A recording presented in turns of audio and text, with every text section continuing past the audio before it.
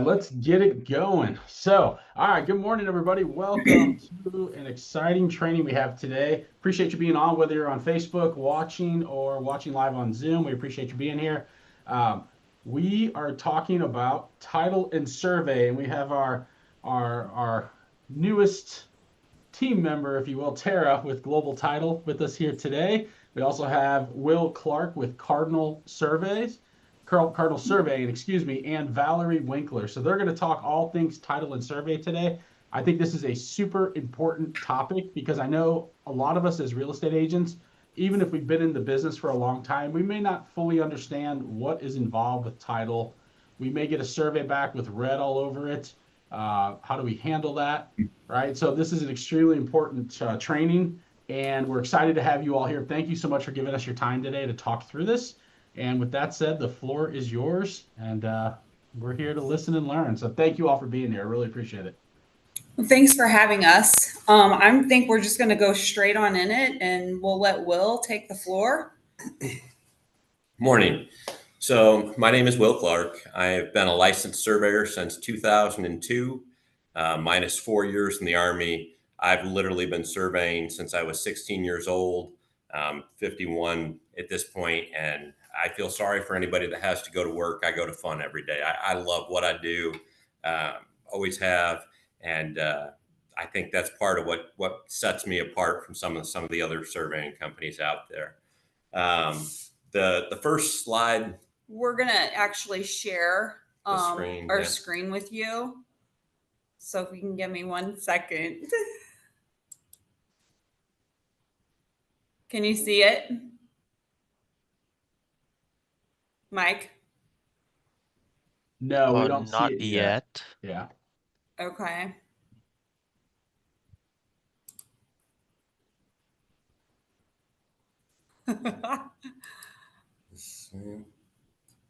And I am so sorry. Here we go, I think.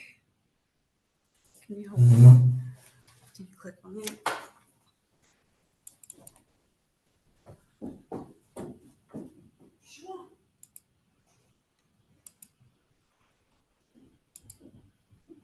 All right. Can everybody see it now? It is starting. There you go. Yeah, there we go. You can see it. Yes. All right. Perfect. Yay. So that's just some of my information there. So we'll go to the next slide here. This is an article that my wife wrote that was published in the Post that you guys can read. I'm assuming everybody will get a copy of the presentation emailed to them after this.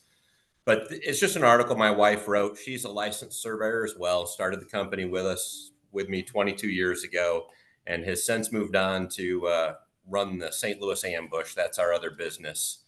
So, but it's good information that you can read at your leisure. All right, if I can change to the next slide here.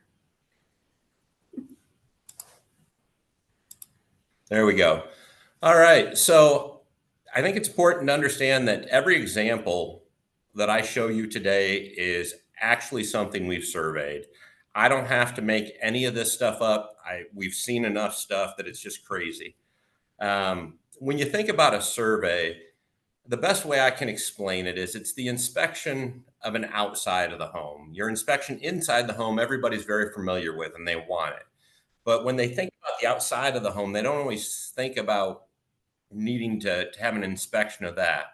But this property is a prime example. You can see the bold lines that look triangular in the rear yard. That's what they actually own. And then you can see the fence that goes around those lines where they actually have fenced in the yard. Now, if you're showing this to your buyer, what does your buyer think they own? I mean, without a survey, they're going to think that they own The fence. up to the fence. Absolutely. You know, that's a normal train of thought. So on this next slide here, you can see the amount of area that I'm going to say they're losing. It was never really theirs.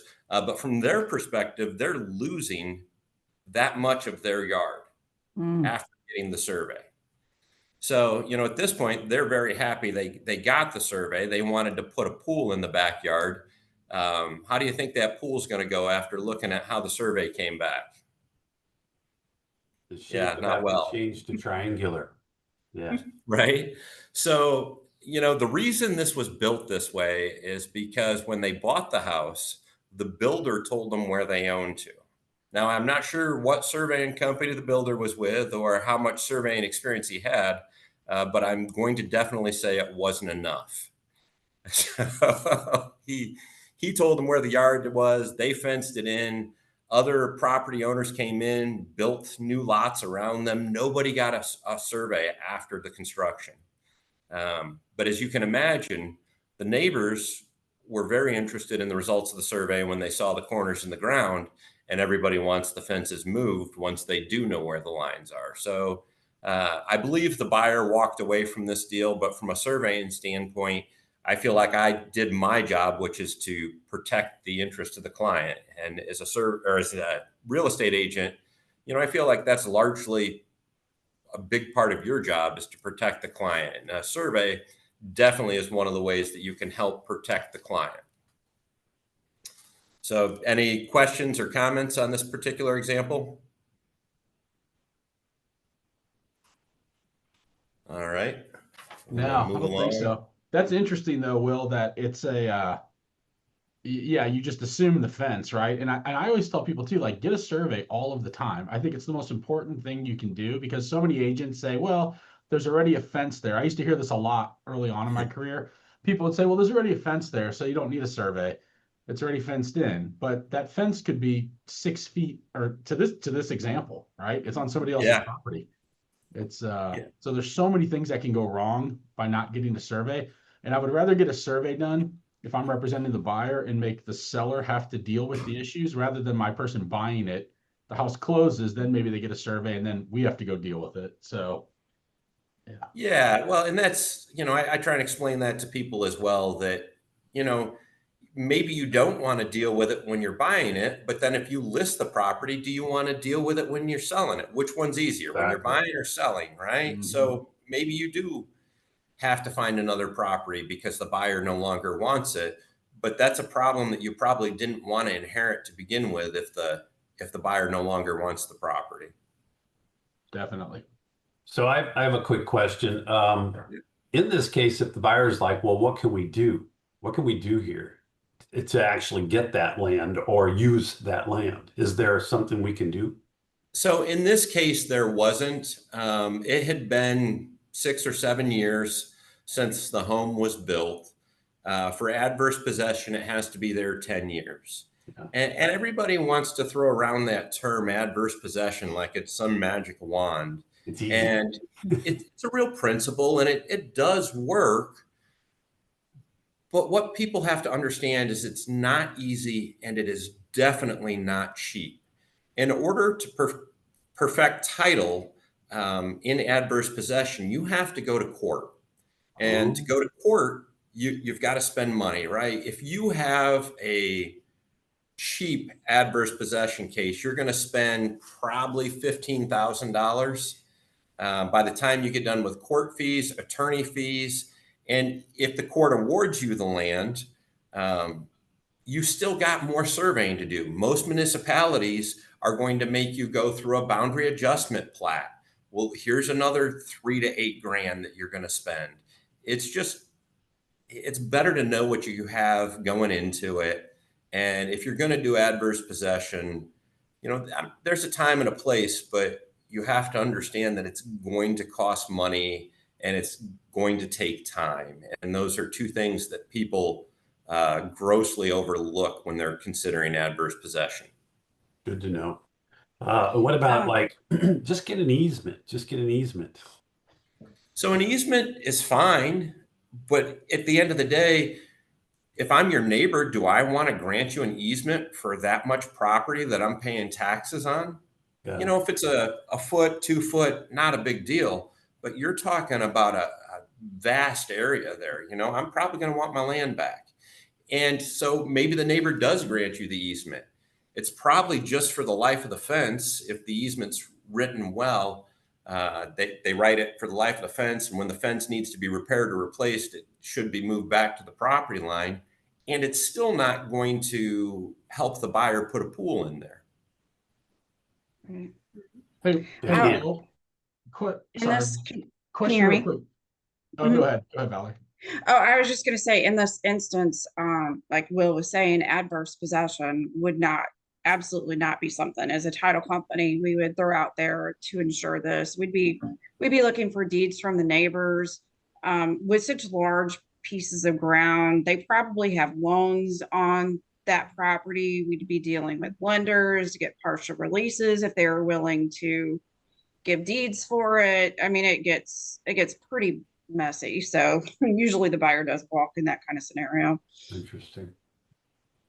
With And even if you did acquire the land, you've got a 15-foot easement along that side that's going to be through the middle of your backyard, which is going to be prohibitive to a pool or anything like that as well. You can't use that if it's an easement. You can't use that. You can, So but you can use it for certain things, but typically a pool is a permanent object. So if you were going to put something in an easement, you can put a fence over it. You know, sometimes you can put a shed over it if you're not pouring a concrete pad, if it's on skids. They don't want permanent structures on top of an easement because there's either something in the ground or they have the ability to put something in the ground. You know, your 5 and 10-foot easements are generally speaking for service lines, little electric or gas lines, things like that. But this is a 15-foot easement. So without researching it, I would assume this is for a storm or a sanitary line, something a little larger. And we wouldn't be able to insure a lender on an improvement built into an easement either, especially not for something like that. yeah. Great, thank you. If the neighbor did grant an easement, and you said it's for the life of the fence typically, but then let's say that neighbor moves and somebody else buys the property and they say, well, I'm not happy with that easement. What happens in that scenario? Yeah. Val, why don't you field that one? Well, the easements usually have language that says it runs to their successors and assigns. So depending on how it's written, I mean, you could have an easement, you know, that potentially has some language in there that terminates it, but that's where hiring an attorney and, you know, protecting your interest as the owner that easement burdens is a real factor. So it really comes down to the language in there, how the parties agreed to that easement. Got it. Okay, that's helpful. Thank you. Interesting. All right, so moving on to the next slide, maybe. Went way too far there. Let's see. There we go. There's another article that was written. If you know, talks about easements and who owns the easement and what you can do with it. Shelley wrote that. It's another published article that she had. So read that at your leisure if you're interested in that. And then we're going to jump right into a house that was built into an easement. And this was a really interesting survey. And as you can imagine, I got a lot of questions. And for whatever reason, people automatically assume that the surveyor is wrong when he shows a big problem. So that's always fun too. When I sent this survey over, the first thing I got was a phone call going, "Are you sure that the easement runs through the middle of the house?" You know, and so, yeah, if I send you something like this, we have been over it. My staff has reviewed it. I have reviewed it. I am very confident if I'm going to send you something with this big of a problem, that there's a problem. So what do you do? What do you do about this? That's what we're going to talk through this one because it was a fun one. Okay. We went out and we did this survey, and there was an easement that was not on the recorded subdivision plat that was recorded after the plat was recorded. That is the easement that's running through the middle of the house. And what that part of the house is it's a garage. That garage was added after the main house was built. So the main house is the rectangle to the left, and then the 27-foot by 24-foot spot was added on, and that's a garage, okay? So my first thought was, well, these guys added an illegal garage and it's built over the easement. So we went to the city of St. Charles and talked to planning and zoning, and they emailed me over a copy of the permit that was pulled for the garage to be built. At the time frame that this garage was built, the city did not require that a boundary survey be done with a current title commitment. So you now have a house that was built originally, an easement that was granted after the house was built, and a storm line that runs from the curb inlet to the creek in the back underneath the garage that was built legally. It was built with the permits and stuff over an easement. So now the bigger question is, what are we going to do? Because nobody technically did anything wrong other than they should have gotten a survey before they built the garage. The city should have required it. The homeowner should have done it. But people just don't know. It's not a lack of wanting to sometimes, it's a lack of knowledge. So we start talking to the city and we talked with a title company.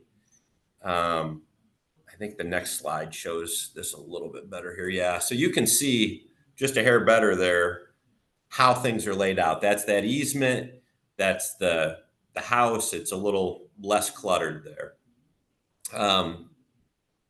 And again, everything has been done legally. So with talking with the city, what the city agreed to was that they would move the storm line if it ever failed. You know, they're not going to dig through the garage or tear the garage down if they have to replace it. There was room to the right side or the north side of the property to run the storm sewer line back along that property line. It wasn't as convenient. It was a longer line, but the city agreed to do that, seeing how the error was partly their fault as well. So everybody played well with everybody on this one. The buyer ended up buying the property. The city didn't have to move their line. The garage didn't have to get tore down. There was an agreement in writing. You know, once the city agreed to it, at first they were just doing it verbally. And I said, like, are you guys going to get title insurance? And when they started asking the title company said, well, you've got to bring us something in writing on this. So everything was put in writing, and all's well that ends well. But imagine trying to sell this after buying it, right? And finding out that there's an easement through the middle of your garage in the house that you've lived in for the last 10 years. Great. How surprised would you be, right? So, any questions on this one? That would be a nightmare. Right? Yeah, the seller felt like that. Yeah. Well, it's a pretty good ending to it, though. That's for sure.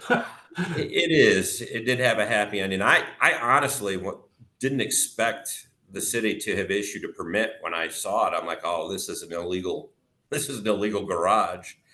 And I probably would have bet money on it, but it turns out that it was not the case. But now you learn why there's more rules over time, right? Like you see this, and now all of a sudden the city goes, yes, you do need a survey to put an addition on a house. Yeah.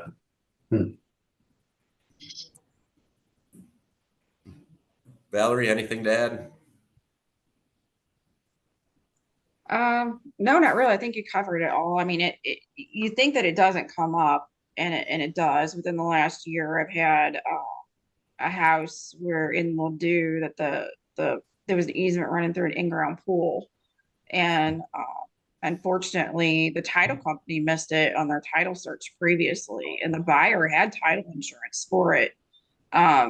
Because they had survey coverage and the easement wasn't running through the pool when they got their survey. So they were actually in the clear on it, thankfully. And that is why you get the survey coverage, and you have title insurance to cover you for that. So for them, you know, when the new buyer got their own survey and we did the title work and we found the easement, I was like, oh, it's probably vacated or there's something, you know, out there. And we dug and we looked and contacted the municipality to verify the easement, and in fact it was there.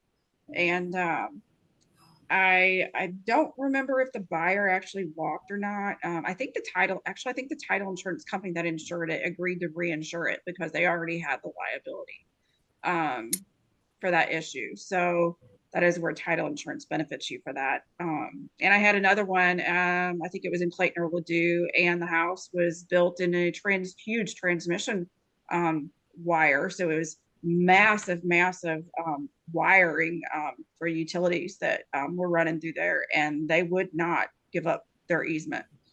So it turned into a pretty big deal. So it happens more often than when you would think, where people just build into easements. So All right, so I'm gonna move on to the next slide here.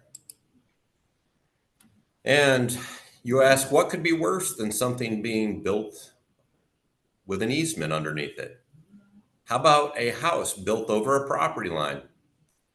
If you look at the right side of this one where the house is, you can actually see that the house is built completely over the property line by 3 feet at the rear corner and 1.5 feet at the front corner. So not common, but it does happen that stuff is built over a property line. Sheds and garages are more common. Actual houses, not so common. I've had a few like this where they're built over the property line, and I've actually had 2 houses that were just completely built on the wrong lot. Again, fun conversations. Try explain to a real estate agent that the house that they have for sale is not actually built on the lot that they own, or their seller owns. So the first one was a house out in Lake Sherwood, where the builder had just pulled down from an intersection with 100-foot tape and got off that far and built the house completely on the wrong lot. And another one was a double wide on concrete blocks up in Lincoln County, north side of Troy. And they just put it on the wrong lot. They counted down wrong and put the whole thing on the wrong lot. So in this case, this is another Lincoln County property. When they built the house, they just thought the lot was bigger. They didn't get a survey. They thought that house was in the middle of their lot. And so they put it up and found out later that the house was built over the property line. In this case, the neighbor did a land swap with them. They took 5 or 10 feet of property in the front, gave up 5 or 10 feet of property in the rear on that same side. So they just kind of bumped the line out and made a rectangular piece in the front and back and did an even square footage swap on the property. Interesting. Yeah. So this is one of those cases, though, where it has been there long enough where this would have been a good use of adverse possession had the neighbor not wanted to be nice and work with the seller. Nothing says adverse possession like I built my house on your property and it's been there for 15 years, like that's hard to fight in court. But, while it's hard to fight, do remember it's still expensive and it's still going to take time. Yeah. Is your seller willing to wait around 6 months while all of this gets ironed out? And, I say 6 months, it can easily turn into a year or 18 months. This is one of those deals where the buyer's probably going to go find another house and you're going to get stuff fixed on your house as far as the title goes. And then you're going to have to put it on the market again. wow. So, again, the neighbor wanted to be nice on this one, and it didn't care as long as they got equal square footage. But it doesn't have to go that way. Right. So rarely. yeah, it depends. Lincoln County, they're a little friendlier out there most of the time. I guess that's a little more laid back. Yeah. All right. Any questions on this scenario? This property's got a lot going on too. The road is built on the property and there's no easement along the front of it. You got some fencing issues. The fencing issues aren't major on the left side, but on the right side, because the house is over the property line, you're quite a ways over with that fence, which we took care of with the land swap. And you've even got a concrete pad over on the left side from where the neighbor had a shed, tore it down, and then the concrete pad was still there. So it was a fun property to survey just in general. I'll give you a worst case scenario. I mean, it does happen where houses are built on, there's no house literally on the land. I worked on a claim in Columbia area, and it had gone through foreclosure, and the buyer had purchased what they thought the agent listed as a house on like 10 acres, and the buyer didn't get survey coverage. Turns out the owner owned 2 parcels of ground. One was vacant and one had a house on it. Unknowingly, they purchased the vacant land whenever they thought they were buying a house in 10 acres. He ended up getting divorced over the whole situation. The seller did. It turned into a horrible nightmare. He let his loan go in default because he was paying on a mortgage for a house on some land where he actually owned vacant property. He let it go in default and started suing everybody. So he sued the agent, he sued the title company, he sued everybody that he could start throwing lawsuits out there to.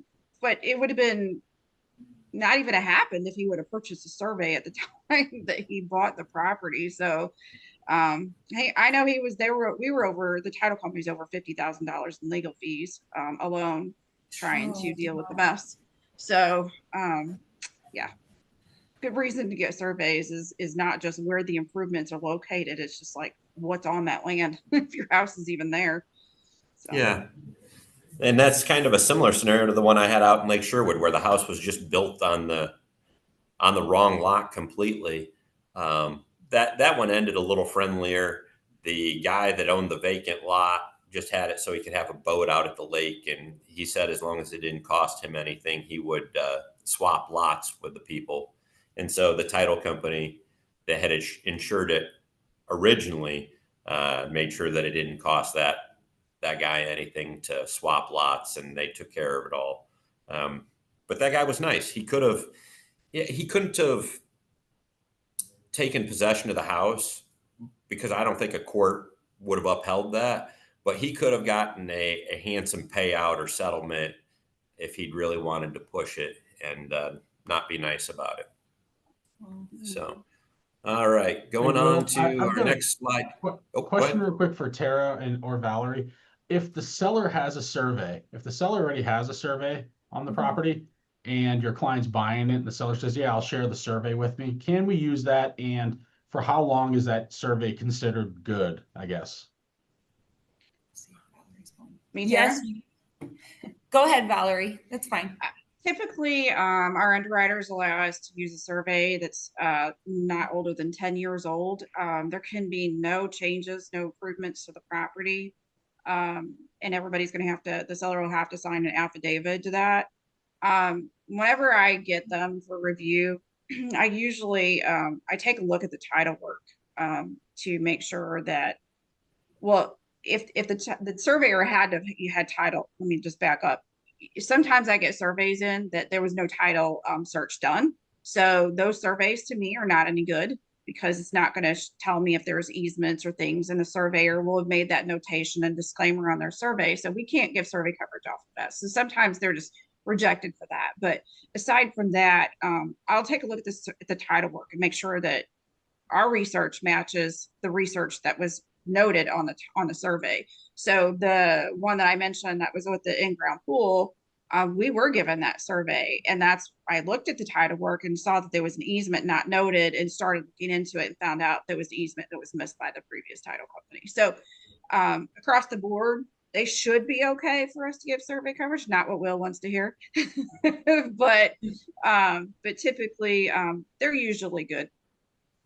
But I always send it to the closer, send it to Tara, have her send it in for review, and we'll tell you if we need a new one or not. Perfect. Thank you. From my perspective on that, that's a dangerous game to some extent, because I don't know about everybody else listening, but I can tell you as I've gotten older, my memory doesn't always, I have a hard time remembering what I had for dinner last night, let alone last week. And so you're asking the seller to sign an affidavit that nothing has changed. And even if he does, it doesn't mean nothing has changed. In his mind, it hasn't changed, but he doesn't think about the fact that he put up that new fence 7 years ago, or the neighbor did while he was gone to Mexico for a week, and he didn't. They're not thinking about it. They're not trying. I don't think they're trying to be dishonest or misleading. I just think we forget stuff over time. I don't know that I would trust a survey more than probably about 5 years old from somebody. But if you get the insurance, that's what you're after. So it's just a matter of if you want to trust the survey, to not have changed, or if you're worried about the coverage, because you're definitely going to have the coverage if you've got the survey and you've got the signed affidavit from the seller. But the issue with it is, to your client, is that survey does not belong to them. So if there's a mistake or there's any issue with that survey, they are not going to be able to go back on that surveyor for any recourse. So it's just, it doesn't belong to them. So, I mean, there's disclaimers on the survey that, it doesn't belong to anybody but the person that purchased it. And then it runs to us as the title company for our benefit. Whether or not we're willing to give the insurance coverage on it does not mean that it protects the seller entirely, the buyer, for using the seller's survey. Yeah, we carry $1 million.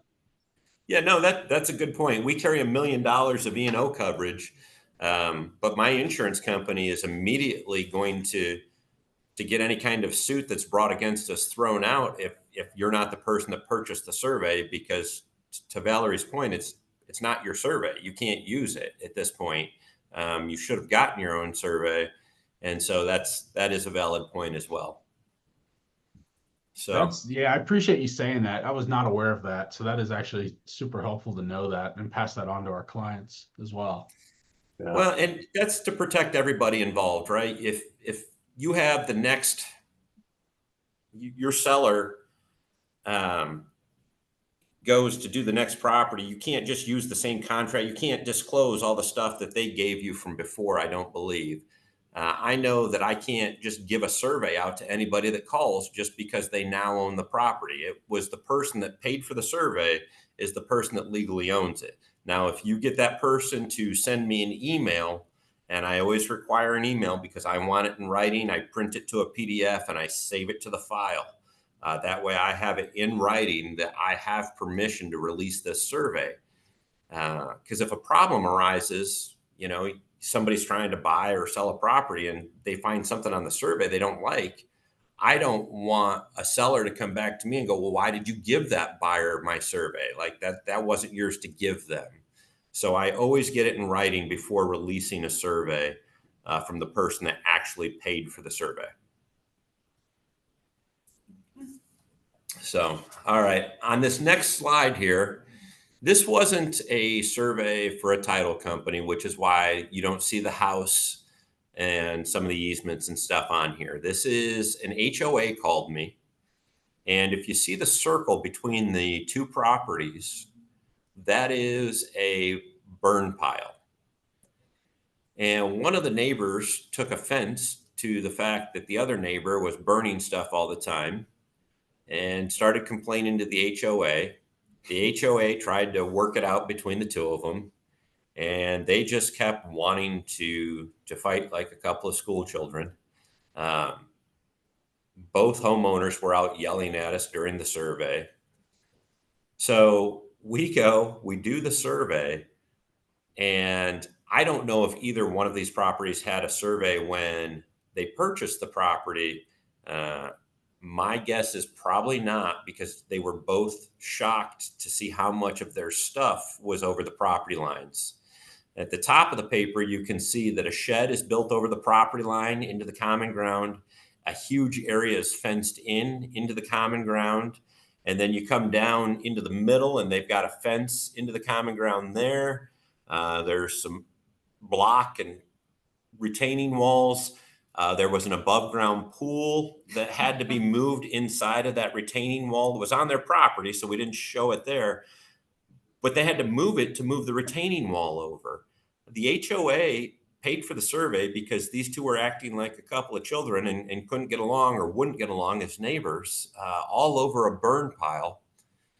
And the end result is the HOA paid us to come in, survey the property line along the common ground, and then issued both homeowners notices telling them to get their stuff out of the common ground.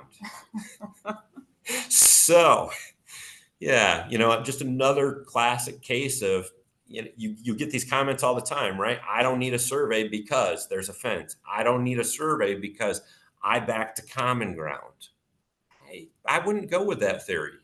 If you back to common ground, it might be even more of a reason to get a survey because you're not going to see problems like this without a survey. That's a good one. Questions, comments, thoughts? I have a question on our title work and survey order form. You have two options for a survey, the boundary survey, and then the SPR, what is it? The surveyor's real property report. When would we Correct. ever want to use that second one, the surveyor's real property report? Or So yeah. the answer is you don't. Okay. Okay. You just don't. A surveyor's real property report is often referred to as well, there you go. There's a whole sheet on what to choose. A surveyor's real property report is erroneously called a spot survey. And I say erroneously because from my professional standpoint, you should never call it a spot survey because there's only one word your client is going to hear. Any guess what that word is? Survey. Survey. That's correct. And as a surveyor, we call it a surveyor's real property report because we're mandated by the state to do so because they're trying to protect the public from thinking it's a survey. But it looks like a survey. It's got a surveyor's seal on it, and people do not understand that it's not a real survey. The technical definition of it is it's a cursory check for major encroachments. So why does it even exist? It's the golden rule. It's he who has the gold makes the rules. And so bankers in the 60s and 70s wanted a quick way to protect themselves. And so if somebody didn't want to get a full survey, they came up with, it was originally called a mortgage inspection report. And then it morphed into a spot survey somehow. And then the state stepped in after everybody started thinking it was a survey and mandated that it be called a surveyor's real property report. I think that was in the 80s, and it's been called that ever since. I think it's a good name for it, but I think it's a largely misunderstood product. And the only time I will even do them is for new construction. And I still would recommend a boundary survey. It's in your client's best interest. If they're going to spend however much money on a house, $500, $1,000, a larger property, a couple $1,000, what is that on a survey if you're spending that much money on property in a house, right? Like it just doesn't make any sense not to get the boundary survey coverage, and just to make sure you don't have those problems that come with a property with not knowing, right? So I would highly advise you not to do surveyors real property reports. And if you are doing them, I would only do them on new construction because it does satisfy the lending requirement to show that the house is built on the lot. Mhm. And I'll add the problem with them. So not only does your buyer not get survey coverage, now once presented to the title company, we have to start loading the policy up with matters that are disclosed on that. And the problem with that is there's such a degree of error with those that we may be creating issues and you may be creating issues for your buyer that may not even exist. So we don't like to see them because we start taking away coverage actually whenever we see them. So for us, we give lenders blind survey coverage. So the use for a surveyor's real property report is very minimal for us. We have on new construction, we do have some standards required to not give blind survey coverage to a lender, and we have to know that the house is actually built on the land. So that like Will was saying, that is the only purpose for us, is to be able to insure a lender potentially.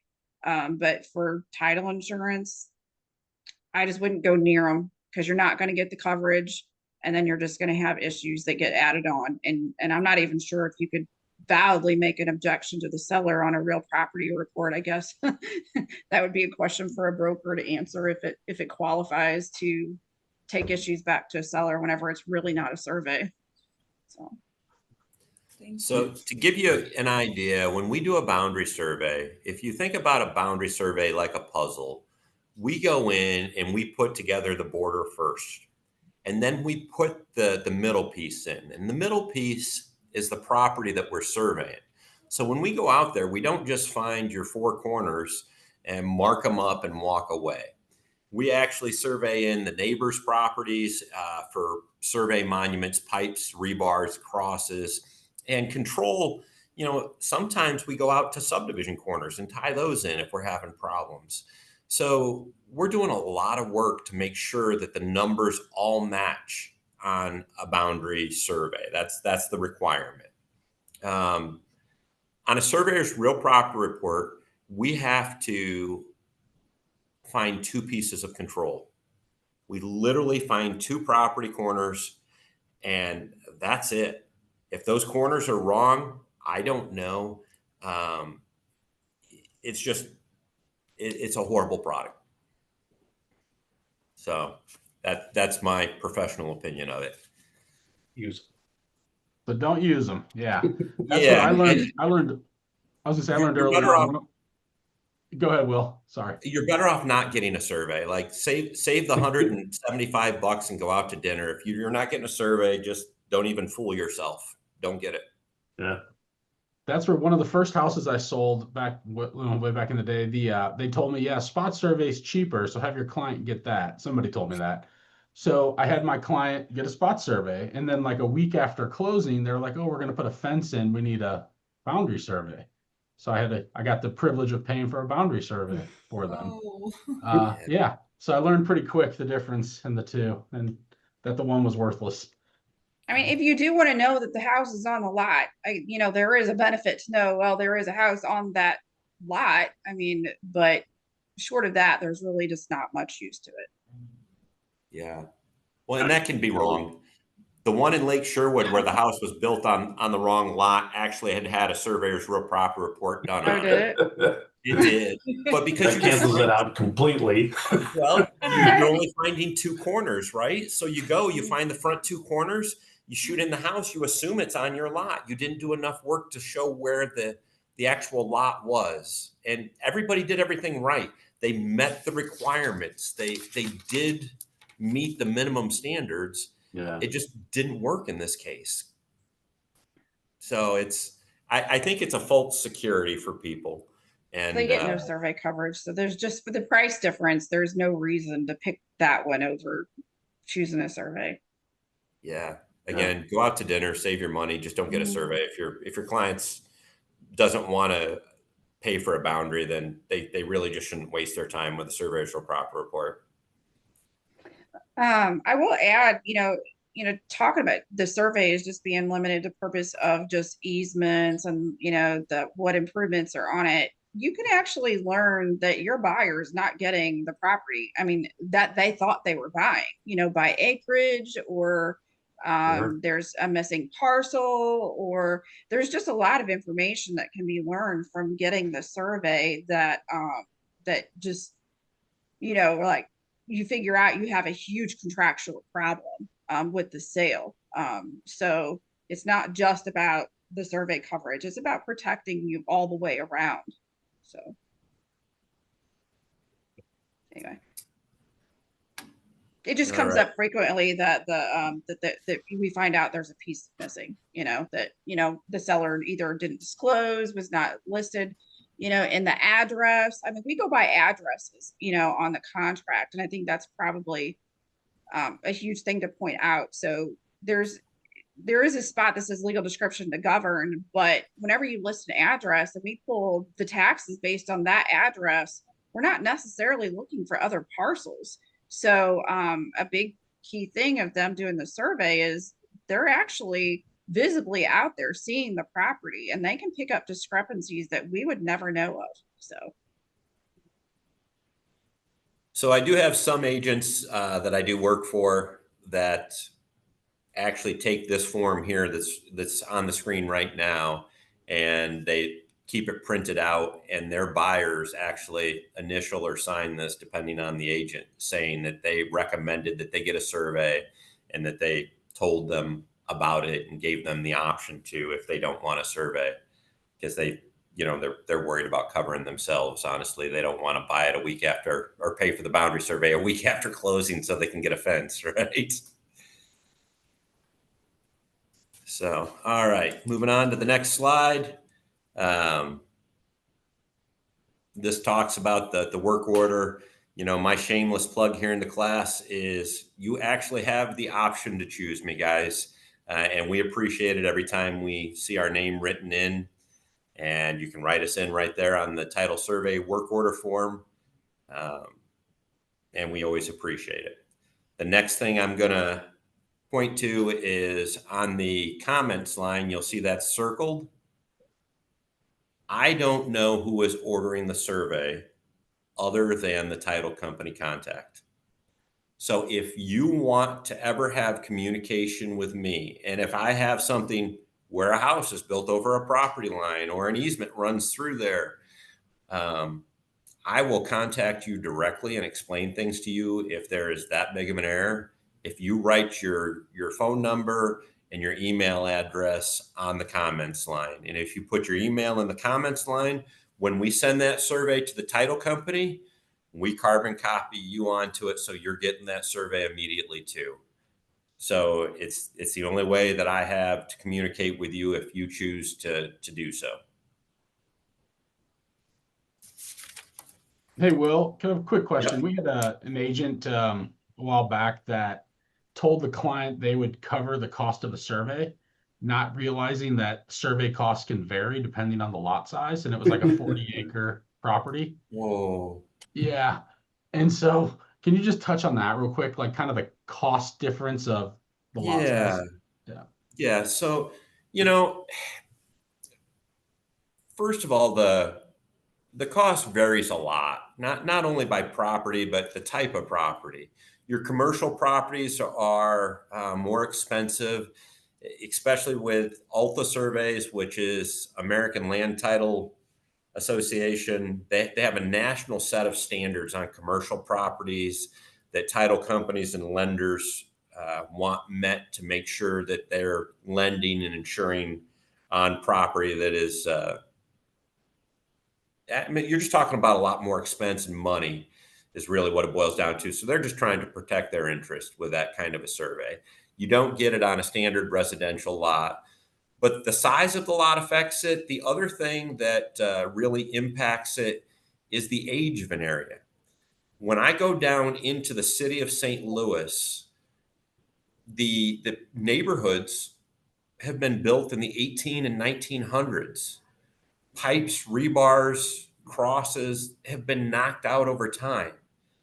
The other thing that impacts the cost of a survey that people don't think about is the economic, the income, the average income for a neighborhood. When you think about the average income of a neighborhood, do you think that somebody in Ferguson is going to get a survey every time they buy a survey? Is a comparison to Kirkwood, right? Kirkwood, they're a lot more likely to get a survey. Ferguson, they're a lot more likely to fight with their neighbor for 20 years over where that property line is before they'll spend $500 actually settling the fight. Kirkwood, they just go, oh, well, let's find out, you know, and they spend the money, they get the survey. So those are things that can impact the cost of a survey. How heavily wooded something is. If something is heavily wooded, our equipment is total stations that shoots an infrared light beam, so vegetation gets in the way of that, or it's GPS that talks to satellites. So I have to have a clear view of the sky at the property corners in order to get that signal from a satellite. And then I actually need about 8 satellites minimum to get a lock on where that corner is. And so that's time of year can impact that. So if you've got a 40-acre property and you've got somebody that's going to list it, you might want to recommend that they get their survey when the leaves are down, even if they're not going to list the property until June. It's just a big impact.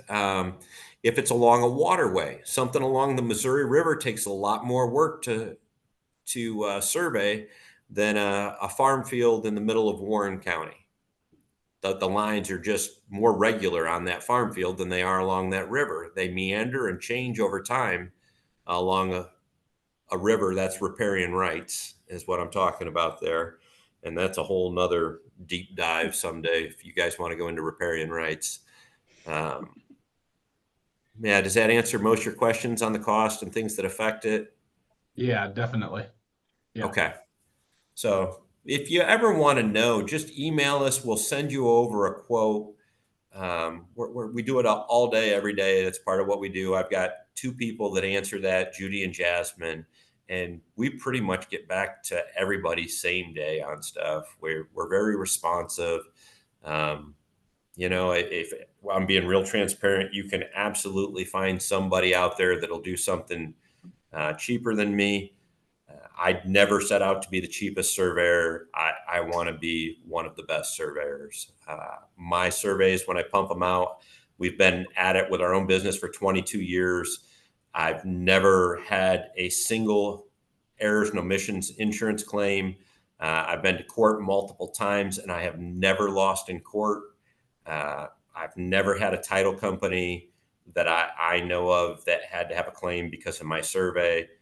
I take a lot of pride in my work and I really care about what I do. So That's great. Well, we got a couple questions that came in. Diana Fold said, is it true that the price of a survey can also depend on how many properties that particular survey company has done in the general area? So what she's talking about is if I've been in a neighborhood and I've done a lot of surveying, like downtown St. Charles, I've done a ton of surveying down there over 22 years. And so sometimes there's a block where I look at the block and I go, we've already surveyed 3 properties in there. I've done the one on either side of this.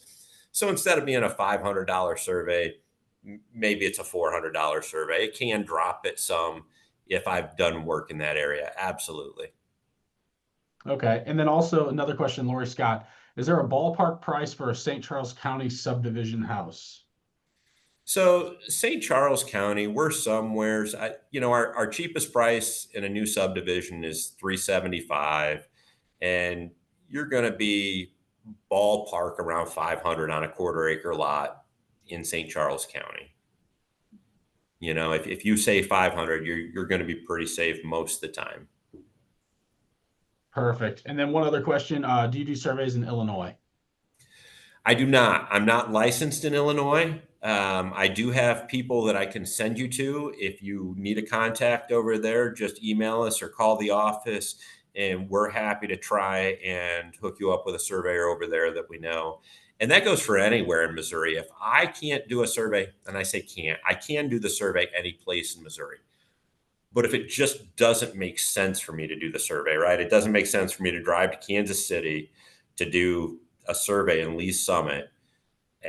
It's just too far of a drive, right? I spend an entire day driving to do a 2-hour survey and then drive back. There's no reason to do that. So I will put you in touch with another surveyor, though. I know good surveyors in most of the state. There's less than 900 licensed surveyors in the entire state. Generally speaking, we know who each other are. We've been around enough. The average age of a surveyor is mid 60s, so I'm still a young guy in the room at 51. And it's a small profession, really. And one other question that came in too, what does the price do if it's a 3-acre lot in Lincoln County? I think you kind of answer that depending on the woods and all of that, right? So yeah, if it's in a subdivision, if it's just a legal description, if it's in a subdivision, it's just a little easier to do because I've got more information on the plat. If it's not a subdivision, I have to pull deeds. Like there's just so many factors. I could talk about it all day, but Yeah, your best thing to do on a property like that is just shoot the email over. We're very responsive and get back to people quickly. Yeah, I think that's the key there, Will, is to just don't shoot a price out and say, well, it'll probably be around this. Call and get a price first, and then let them know, Yeah. so you're not saying, no, it'll probably be $400. Then it ends up for whatever reason being 1,000 or whatever Yeah. the case may be. So And your title company closer will do that for you. yeah, so call Tara. She can do that for you and then get that back to you quickly. And as Will mentioned, they're getting those quotes back quickly. So I think Yeah. it's always better to just check rather than just throwing out a ballpark figure. Like the agent did with that 40 acres. He just assumed it was going to be like $400 or $500, not knowing it was in the thousands. So yeah, so Yeah. don't assume. Always better to get a price. Well, and at the end of the day, the equation is time is money, right? That's what we're doing. We're trading time for money. If you want a house, you go trade some time, you make some money, you pay for your house. If you want a car, you trade some time, you get some money, you buy the car. Well, surveying's no different. That's what I'm looking at when I price these. How much time do I think it's going to take?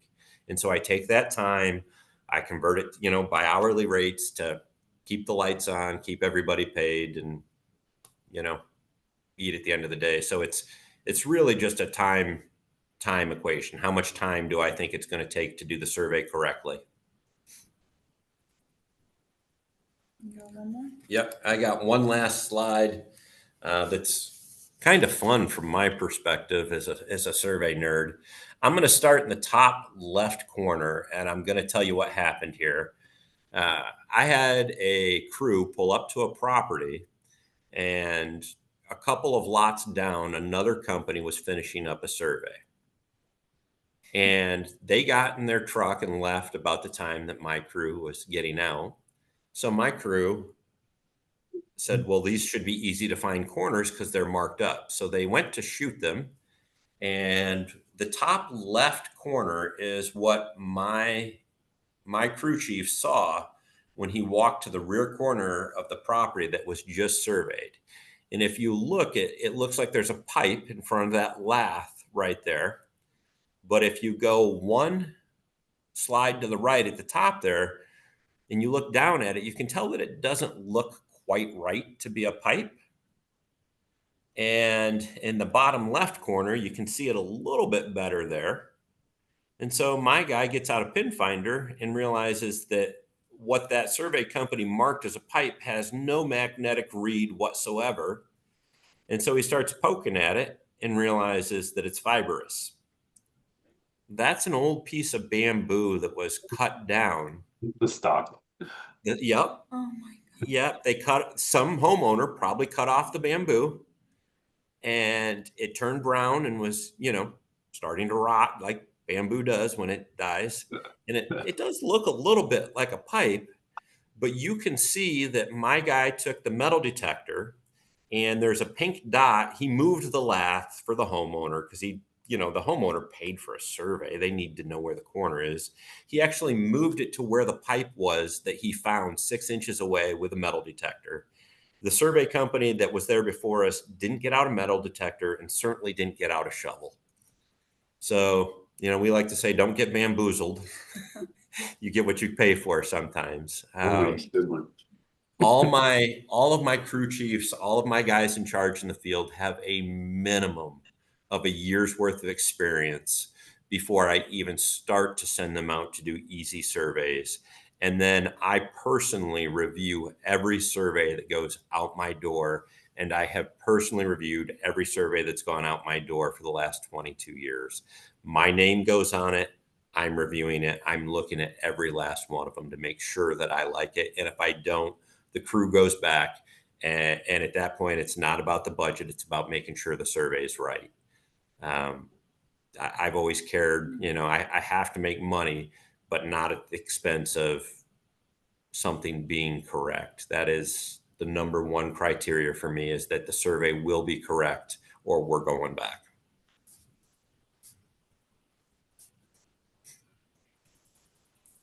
So I think that about wraps it up for me. if there's any more questions, I'm happy to answer questions. I don't know if Valerie or Tara have anything else they want to add, but yeah, I'll answer as many questions as you have.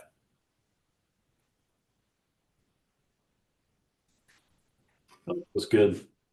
Some good examples there. Oops. Yeah, no other questions right now online. If we get a survey like that and it's got tons of red on it, right? Can we call you and just talk through it, figure out what next steps might be, how to, what maybe from your experience, what the best course of trying to reconcile the issue could be, things of that nature?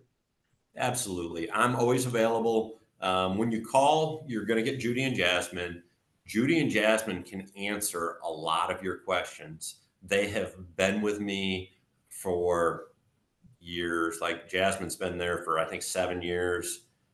Judy's been there for 3 or 4. They can answer a lot of your questions. Trevor's in the office. He is 1 exam away from being a licensed surveyor. So I am available if I'm needed, but a lot of times these guys will try and answer your questions before it, even gets to me, because I'm harder to get to sometimes. I'm just busy. But if it's something that they feel I need to address, they will absolutely let me know as well. They don't answer questions that are beyond their skill level, and they don't tell you things they think. They only answer questions they know they can answer. Beyond that, it does get passed up to me. And a lot of times, I mean, those questions can filter through the title company. I mean, we go hand in hand. And if it's something that I don't know, I go straight to Valerie. I mean, Valerie is my underwriter. Valerie has been doing this, I think, 25 plus 30, years. 30. 30. So we're right there together. But she is who approves every single one of those surveys if there's something on there. So her experience, her and Will go hand in hand too. But so we can kind of review those surveys and not even have to go to the survey company. So I mean, if you just shoot those questions over to me, I can help weed through those. Yeah, and that's one of the great benefits of having a title company, having Global Title now, is we have Tara, Valerie here now. They give us a lot of information. They both have, as Tara just mentioned, a ton of experience. So just think of them as a resource in title now. Like, we don't have to be the experts on title. We have the experts now to help us. So just keep that in mind, that they're here to help. And it's great to have the resources now. Thank you. I'll add too, sometimes the fix is, getting an easement. I'll just put it out there that it's not necessarily the best idea, given, whatever the situation is. If you have an encroachment onto your property, a lot of times people throw out, well, we'll just give an easement. And you have to keep in mind, there is a consequence to giving that easement. So, like we were talking earlier about easements and fence encroachments are pretty common. Once you give that easement, it's permanent, depending on what language is built into the document. So they want to be careful what kind of, easement they give, and, the language that says, like if it's the life of the fence, if you move it, replace it, whatever, you have to put it back on the line. There are, instead of easements, there's licenses. All that does require an attorney to draft those documents. We cannot prepare easements. It's unauthorized practice of law for a title company, but we do work with, an attorney that can help you get those easements drawn up, put them in touch with the attorney, discuss, what their best options are, in order to be able to get you guys closed. So we do have resources. Yeah. With the easements, I think it's important to remember that properties are very individual. People want hard, fast rules, and I just don't think there are any. And sometimes it's the buyer's comfort level as well. If you get an engineer, they're going to be a lot different than an artist, right? The personalities are different. From my perspective, I think you can actually over encumber and burden a property by getting too many easements. If you've got a fence that's over 6 inches or a foot, generally speaking, that just means everybody did a pretty good job getting that fence close to the property line. If I'm buying it, I'm not going to ask for an easement. You know, does that leave you open to liability? Sure, you may have to move that fence if the neighbor really gets in there and demands it. But I think it's silly sometimes to over encumber a property and get an easement for every little encroachment. Right.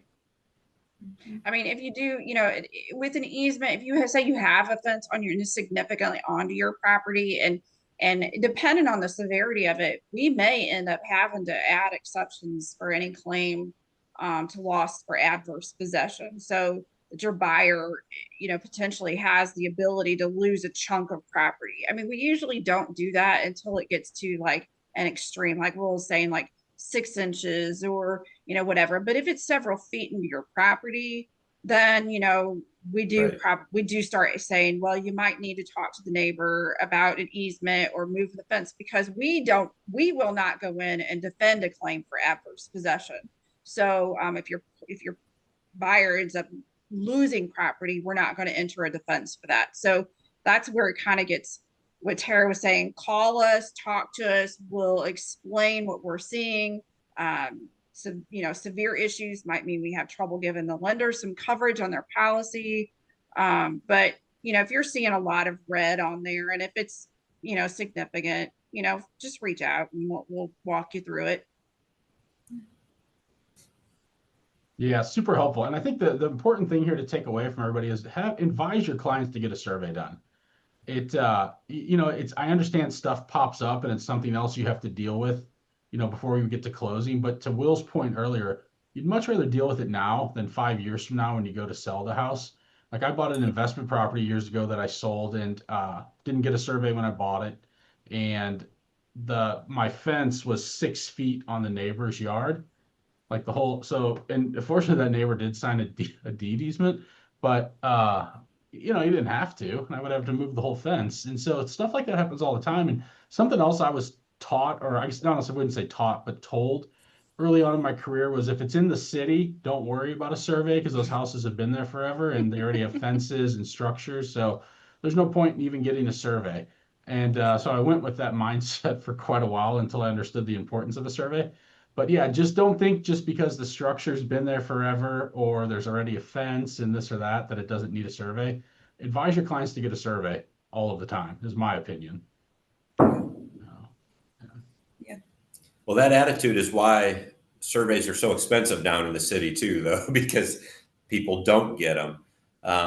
And, you know, buildings end up being built right on the property line or a little bit over down there. And that's one of those times where it's not a big deal. If a building is over a tenth or two on a property line in the city, usually nobody gets up in arms about it. It's been there for 100 years. You just know. Like, it's good to know that. It doesn't mean you have to do anything about it sometimes. Right. Yeah, totally agreed. Well, thank you for having us. Appreciate it. Yeah, thank you for being on. Tons of knowledge here. This is super helpful. I got a lot out of it today. I think everybody else did as well. I don't think we have any other questions at the moment, but we definitely appreciate all of you being on. Thank you so much. And we really appreciate it. And we're excited to send some more surveys your way, Will. Appreciate it. All right. Thank you. All right. Thank Thanks, you. everybody. Appreciate right, everybody bye. being on. Thank you so much.